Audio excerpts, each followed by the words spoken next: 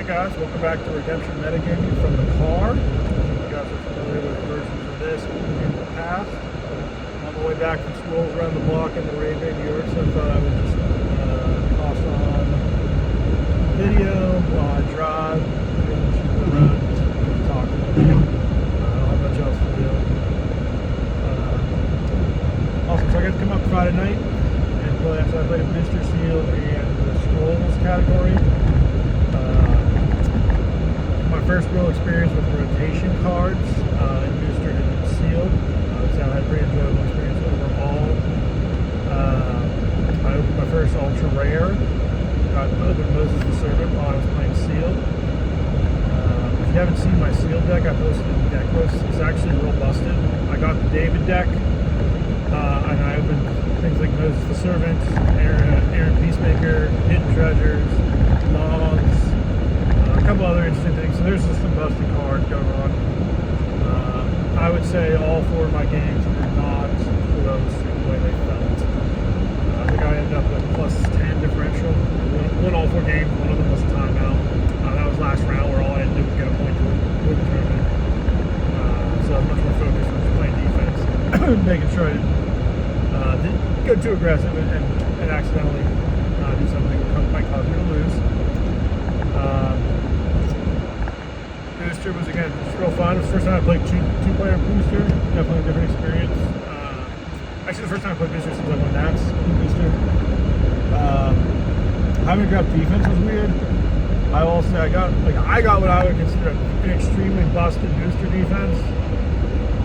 But I noticed Booster definitely has changed. It's a lot more ability-driven than numbers-driven now, whereas back in the day, numbers used to matter, whereas even in Booster, obviously, the numbers didn't matter too much. There wasn't very much filler in the decks like they used to be. So I think it's probably a positive change. We drafted two followed man packs, which had classic cards, and then two Gospel of Christ with Roots. Prophecies of Christ with Roots, one of the two.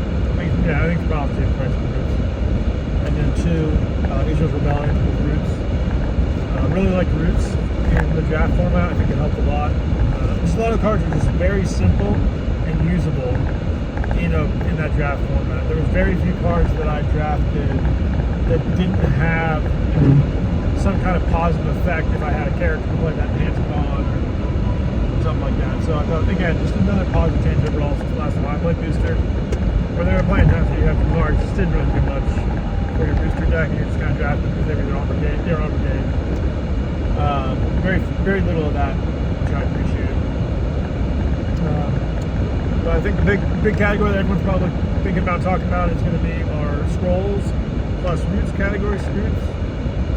If you haven't seen my deck preview video that I posted early this morning, I'd advise you go down and watch that if you want to understand my deck a little bit more. I give a very brief overview in it. I think after playing, I may do another video just about that deck and the philosophy behind it. Being that it was 6:30 in the morning, I didn't go through a ton of stuff, some of the interactions and things that it can cause. And I also had only played one game with it before the tournament, so a lot of what I was saying was theoretical, whereas now I have a lot more practical experience, obviously. I guess I'll just go through my rounds. I know Rob M streams the tournament, and I have the deck list for everyone who's on stream, so I'll be planning to do some commentary for those games. You'll see myself against both Mark and Rob Moley. I should really know how to say his name. And then myself against Mark, and Mark against Rob. Unfortunately, the winner of the event, Charles Johnson, Snake Eyes on the Discord, just asked not to be on stream, so you won't get to see his deck. He was playing Genesis Egyptians. Very good. Obviously, I think we all know Joseph is a pretty good card. Benjamin's a pretty good card. You throw some battle winners in there, and you just try to ask a defense to deal with that, which is tough. You've got Rachel to search for cards, the right hero. You've got Jacob still. You can play captain if you want to ban Jacob the captain, classic. Scrolls. Judah to retrieve a captured character, or to grab Joseph from the discard pile. There's still a lot of different little things that you can do in the deck. Very, very strong, robust offense. It was something I was considering early on when I was looking at the Scrolls format. Definitely think it was a good play. He chose to play with Egyptians on defense. It's basically a full Genesis deck. I'm trying to think there's maybe King of Tyrus was in there as well. Just some general gold power again. Very effective deck. He beats Rob, I believe 5-1. He lost to Mark, and then he beat me 5-4 in an extremely close game. It was just a turn. He got the Siege of the City off. That delayed me a turn, and so we ended up in the tie scenario, or excuse me, in the like next turn win scenario. I couldn't quite hold him off on that last turn.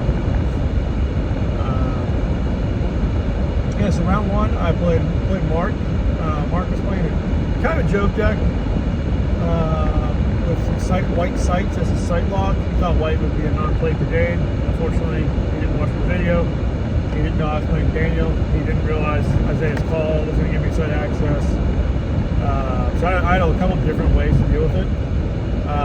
When I get to commentate that game, you're also just going to see the power of discarding evil enhancements. Mark's deck was actually probably the best type of matchup for the kind of slow attrition deck or I shouldn't say slow, the attrition tempo deck I was playing. Because I have so many different ways to discard, he's just going to get run out of resources more quickly. He's not going to be able to hold me off. And he's kind of relying on his sights to do the rest of the work, which unfortunately, I was playing some white and some sight access. Pretty uneventful game overall. My game against Charles, like I said, Genesis Egyptians, really, really good game, really good back and forth. I think we both stretched our decks to the limit. Again, just discarding a couple of enhancements was very, very key, very effective.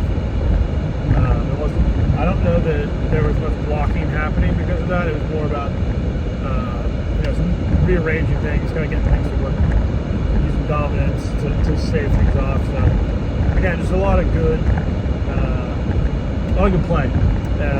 Really close game. Really enjoyed that game. And then my game against Rob in round 3 on stream. Again, kind of just walked through him. Again, kind of an unfortunate draw. He didn't really ever get characters in the hands he needed.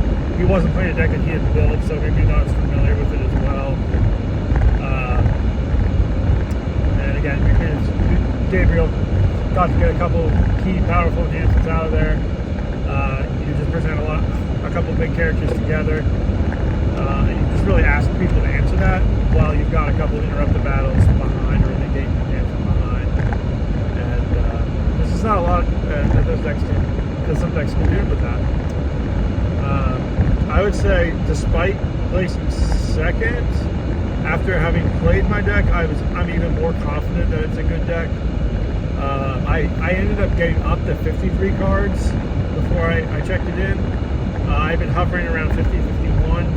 Unfortunately, got up to 53. Cards I added didn't really do very much. I don't know that I used any of them at all. One was Sabbath Breaker, draw 3 and then discard after battle. Probably would cut that. I don't know that that's something that was necessary for me. Pot of Mana never really came into play, partially because it wasn't drawn because of the games I was in. I also don't know that it ever would have come into play for me. I think in theory it was going to be nice with a couple of the characters I have that are just going to be in a good situation one-on-one. I'm thinking even like allowing Captive the Host to essentially become a better strong angel. Even some of my stuff on defense, if I can put Terrifying Beast and go one-on-one with a blue character, or something with Damon's Horses and Chariots and go one-on-one. Again, there's options there where you kind of see how that could provide value. In practice, I don't think it actually did provide value. And I think more importantly, I don't know that I ever would have wanted to activate it over Hidden Treasures or I Am Holy.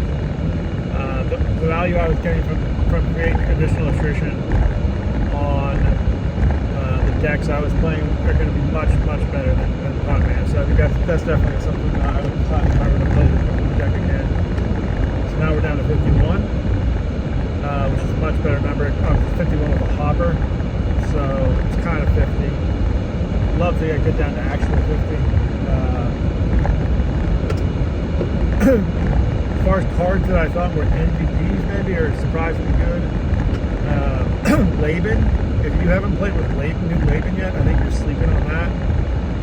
Divination on a character is extremely good. So let's look at the top 6 cards, take an evil card. That's just a great ability. There's no time where that's not good. It helped me to delay a turn against Charles by getting a falling away. It helped me with multiple enhancements to play.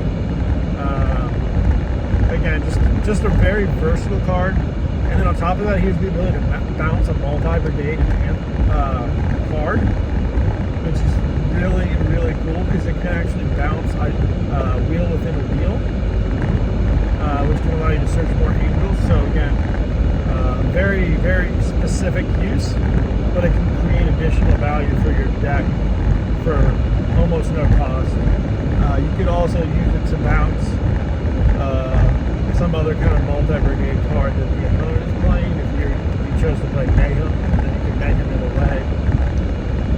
So there's some uses like that. Looks like Jay Chambers is calling me now. I don't think I have much more to say though. So you guys have a good time. I look forward to doing some commentary, and I'll see you guys soon.